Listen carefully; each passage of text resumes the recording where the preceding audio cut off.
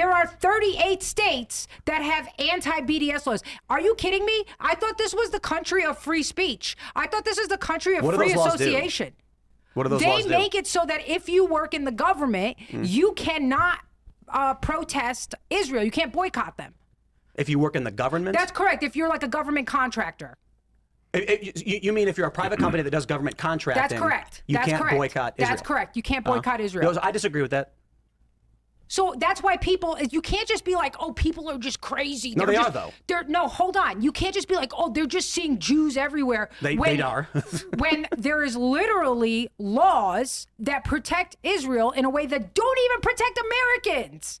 Like here, Texas, fucking Texas, okay? There's a little tiny city of San Marcos, which is so small, okay?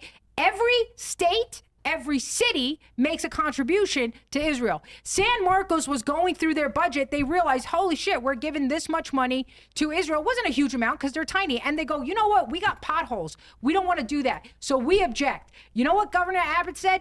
We're going to withhold any funding from you if you do that. Sounds like a Texas thing. So it's not just here. So the point, we don't disagree on that issue. The issue is you've identified a circumstance which is objectionable.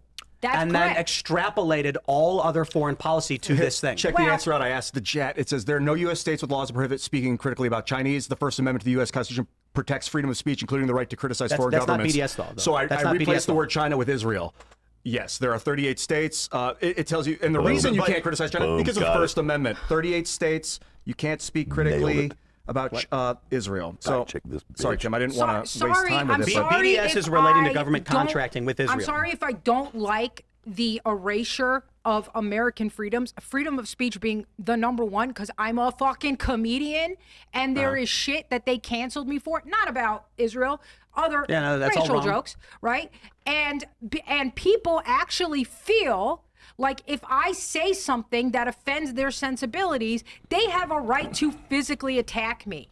Now you tell me how we're supposed to go forward as an American country with freedom of speech and liberty when you literally are training 50% of the population to think that violence is a perfectly... You carry a gun. So do they. What violence are you referring to? I missed that. I'm sorry. Well, I've made jokes that have pissed people off, and I've literally had people send me death threats, say they're coming to my show and they're going to kill me. Yeah, you're a lightweight. You're a fucking lightweight. I know you said that, but what I'm saying is, I think the Ukrainians control everything. So that's happening on an emotional, social level. But then our own government is actually passing laws to make your freedom of speech. There are people in government that are stepping over the line when it comes to things like, speaking about, you can't make this joke, you can't make these remarks, you have to protect people from anti-Semitism. I think that any of those laws, any regulation about what people are allowed to say or what jokes people can make, those are all ridiculous, but there is a difference between when there's people that are passing laws and the stuff that you're talking about if people are making threats because they don't like what you're saying. I fully agree, but I think our culture is being shaped top down. I think the Ukrainians have been controlling everything from the beginning. I mean, have you ever stopped to think about it? We have given. Okay, so you plug your ears. Please. We have given Ukraine more money in 2 years than we've given Israel in 70. Okay.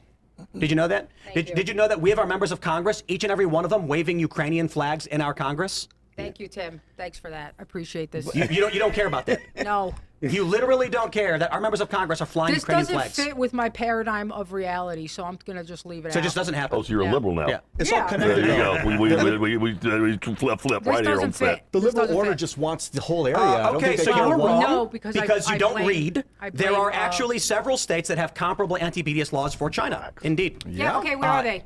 So let's start with Texas. Texas prohibits companies that from working with companies like China, Russia, Iran, and North Korea specifically. Prohibits working with those companies? Yes. Okay, that's not the same thing as an anti-BDS law, Tim. Stop being disingenuous. No. Okay.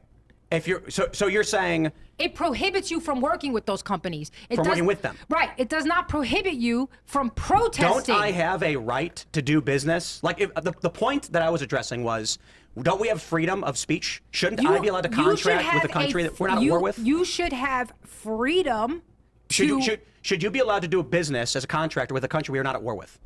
It depends, I think. No? I think it depends. I think So it no really freedom. depends. No freedom. No. Hold on. This whole thing with should a person who has land in the middle of Texas be allowed to sell it to some Chinese investor who wants to come in and build a freaking Muslim thing for some reason to subvert? Should he be allowed to do that? No. Fucking no. He shouldn't. But your government should not be able to tell you that you can't protest another country.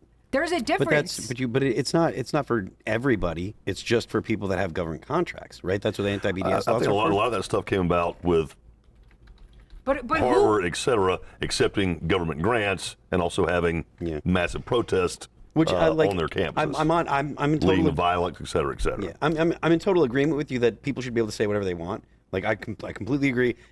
Any kind of like laws. These are private contractors who have a government contract. Yeah. So and I think that even if they work for a private contractor, they should be able to say, I don't think the U.S. should be supporting this or what have you. But at the same time, I'm extremely like pro preventing like communists from coming to the U.S. I like the idea of He's elected one in New York. Yeah. Too late. Well, I mean, yeah, he is a DSA. I actually don't think he is.